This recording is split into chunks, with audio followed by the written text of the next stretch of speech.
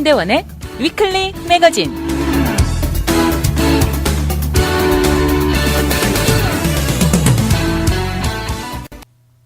현재 미국에서 가장 크고 활발하게 비즈니스를 성공하는 대형 회사들이 여러 개 있죠. 이런 회사들은 모두 요새 가장 큰 골칫거리가 바로 트럭 운전수들이 모자란 것입니다. 대형 회사들의 이름을 몇 개 보면요. Hasbro, Kellogg, Mondelez, Coke, Monster 등입니다. 이런 대형 회사들은 그들이 현재 부담하는 shipping 코스트로 인해 순이익이 많이 깎인다는 것입니다. 결국 이익을 손해보든지 아니면 결국 가격을 올려야 하는 갈림길에 놓여 있는 것이죠. 이런 대형 회사들 외에도 중간 사이즈 정도 되는 수많은 회사들도 미국 안에서 그들의 물건을 옮기는 데 들어가는 비용이 엄청나게 증가하면서 이익이 크게 줄어들고 있다는 것입니다. 바로 트럭 운전수들이 모자란 이유가 가장 큰데요.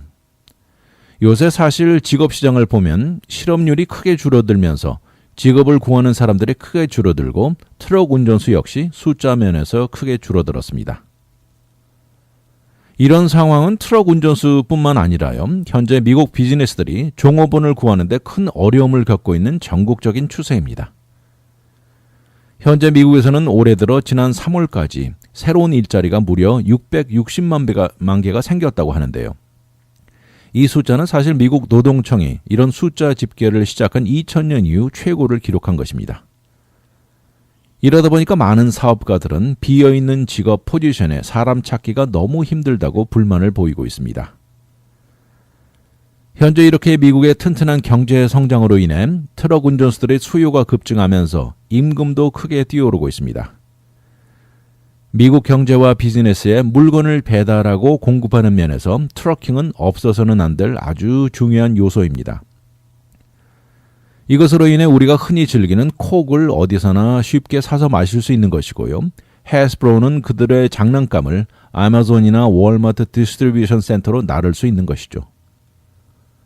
미국에서 옮겨다니는 모든 물건의 70%는 우리 같은 소비자들 손에 들어오기 전에 트럭을 이용해서 하이웨이를 타고 움직여 다니는 것들입니다.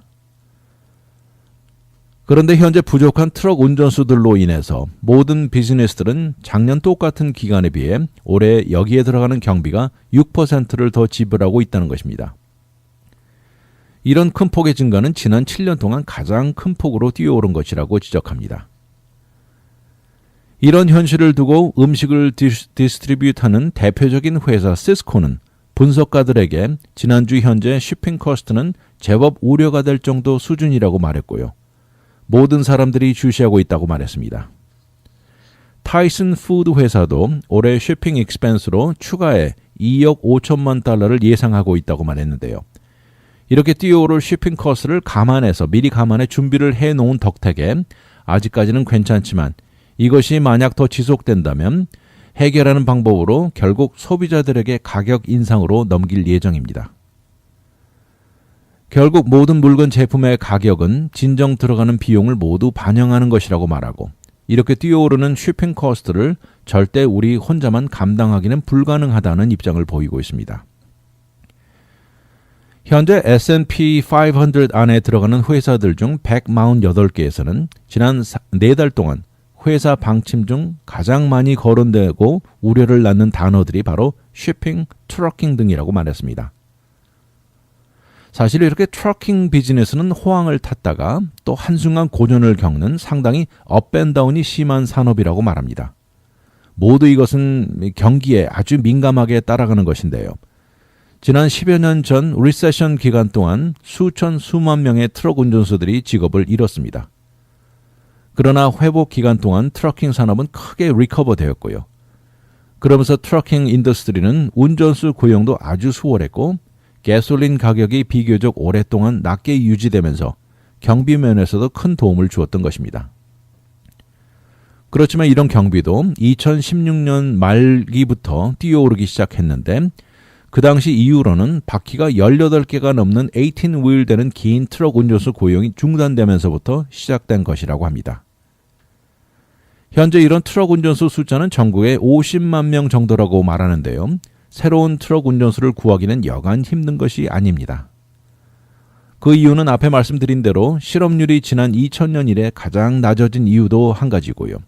거기다 요새 젊은 층이 트럭을 운전하려는 숫자들이 줄어들면서 지금 존재하는 트럭 운전수들이 점점 나이가 먹어가고 임금도 예전보다 낮아지고 또 연방정부 안전 레귤레이션들이 점점 더 까다로워지면서 하루에 트럭을 모는 시간의 제한이 강화되는 등 요새 이런 이유들로 트럭 운전수를 찾는데 어려움은 더해지고 있습니다.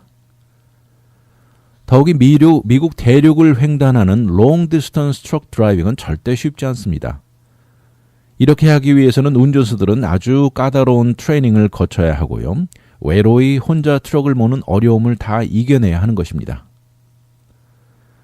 현재 이렇게 줄어들고 있는 트럭 운전수들로 인해 올해 말 정도 되면 미국 내 트럭 운전수가 약 6만 3천 명 정도가 부족한 현상이 일어날 것으로 내다봅니다. 이런 현실의 트럭 운전수를 늘리기 위해서 다방면으로 구상 중인데요. 결국 임금과 베네핏을 높여주어야 하고 미국 의회는 인터스테이트 트럭 운전할 수 있는 나이를 현재 21세에서 18세로 낮추는 것도 고려 중이라고 합니다. 현재 이런 상황에 쇼핑도 도움을 주지 않고 오히려 압력을 가하는 존재가 바로 애마존과 월마트입니다. 엄청난 온라인 비즈니스로 공급처의 물건을 더 빨리 배달하게 압력을 넣으면서 그래서 커스터머들에게 한결 더 빨리 물건을 배달하려는 의도이죠. 거기다 최근에 뛰어오르는 가솔린 가격도 도움을 주지 못합니다. 이런 배달 가격이 오르면서 물건 가격도 뛰어오르게 됩니다. 물론 비즈니스 종류에 따라 차이는 조금 있습니다만 이 중에 가장 큰 압박을 받을 산업으로는 소매업체나 농작물, 소비자 제품들, 생산업체들입니다. 그런데 예전에는 이런 산업의 대형 회사들은 큰 소리를 치고 그것이 주로 먹혀왔는데 이제는 그것이 애마존과 월마트 등 디스카운트 회사들로 인해 모두 변했습니다.